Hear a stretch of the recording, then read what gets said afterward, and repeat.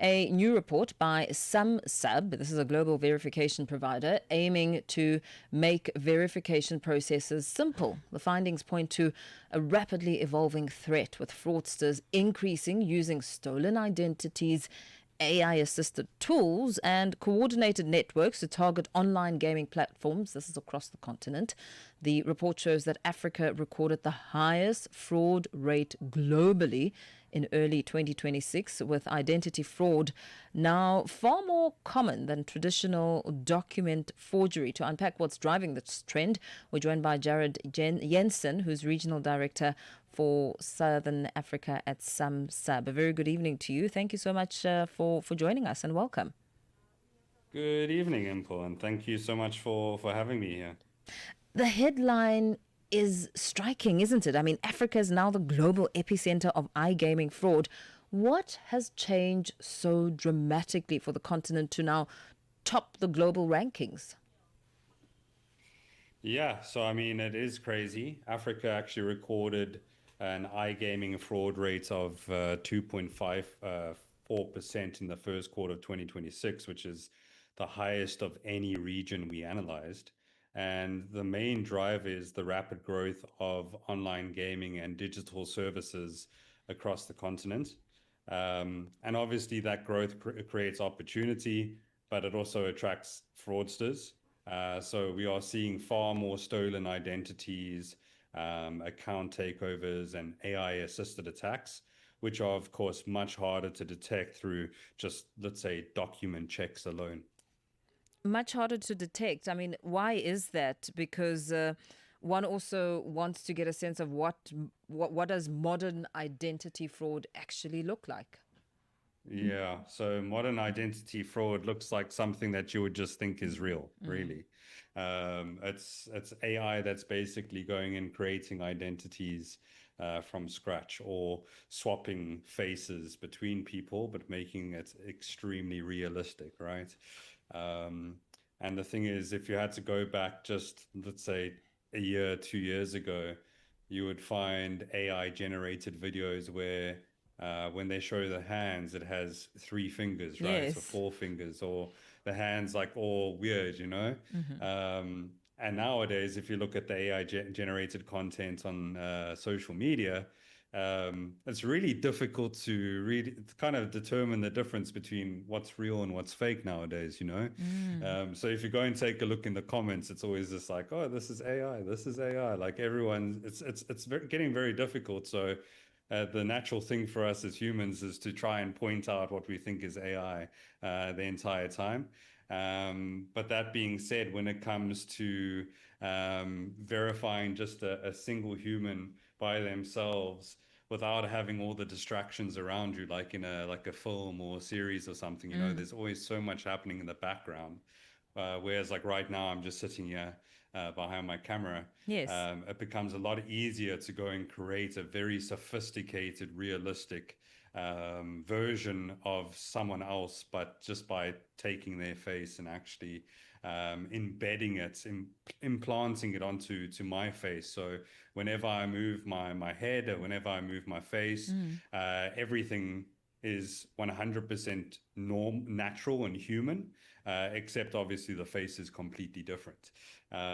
Now, for humans, it's very, very difficult to pick that up, but for technology, it's a little bit easier. It's a Very frightening long question reality. to your a long answer to your short question. Yeah, Sorry. but it's one that's needed because it's a frightening reality. AI making fraud more sophisticated. How what about platforms? How are they keeping pace when it comes to verification? Yeah, so I mean, when it comes to platforms, I'm assuming you're talking about companies like Yes, yes. iGaming operators, et cetera, et cetera. Um, so I mean, it's it's it's it's kind of difficult, okay? Traditional KYC, which is what most businesses have been doing up until just recent years, is obviously no longer enough. So operators who are taking all of this seriously because they can actually see what's happening in the market, right? They're dealing with it every single day. They are using proper identity verification, biometric liveness, device intelligence, behavior monitoring, etc., etc. But it's not like they're just using these different solutions in silos where nothing's speaking to each other.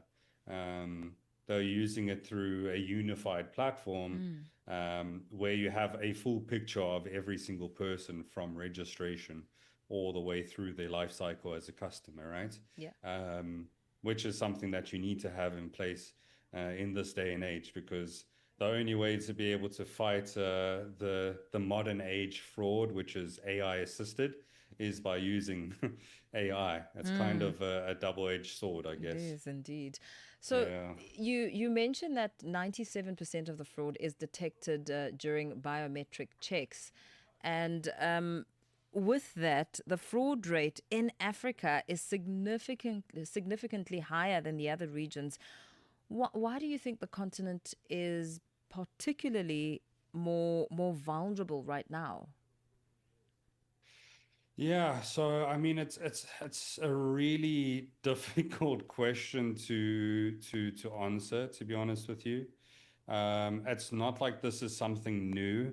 It's something I would always like to say. It's not like fraud only just recently started. Yes, of course. There's always been fraud. There's been a lot of fraud for a very long time. It's just that um, the traditional fraud has kind of evolved into to what we're seeing today, and it's a much easier for anyone to actually do it, right?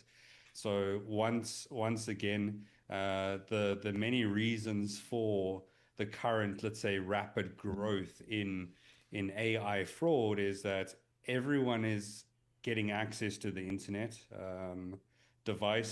Smart devices are becoming a lot more reasonably priced. And then, of course, there's always going to be people um, who do things nefariously or out of desperation as well, right? So I can't really put a finger on the exact reasons. There's probably hundreds of reasons. Yeah. But in Africa, I mean, that's mostly it, right?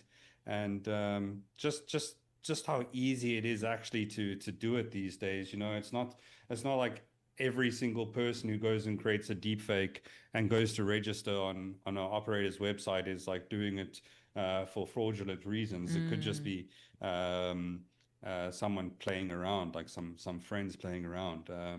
But of course, a huge portion are actual fraudsters, and the biggest giveaway is that they generally operate within groups. It's not just a single actor, it's multiple actors that have kind of banded together, working together, using or putting multiple brains together to try bypass the verification processes, not just with iGaming operators, but with companies across different sectors, right?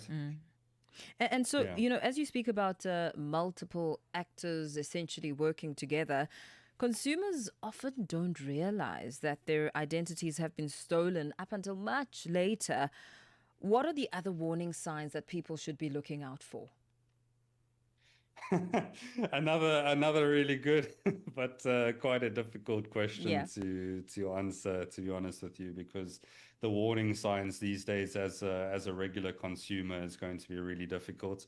But for the types of fraud that we generally would kind of fall prey to, a lot of it's still kind of sort of traditional phishing in a way, where you receive the random links, or a random SMS saying that you owe, or you are owed a certain amount of money. Just click this link, or so there's a lot of those types of scams that are actually happening, which of course in a way is also fraud.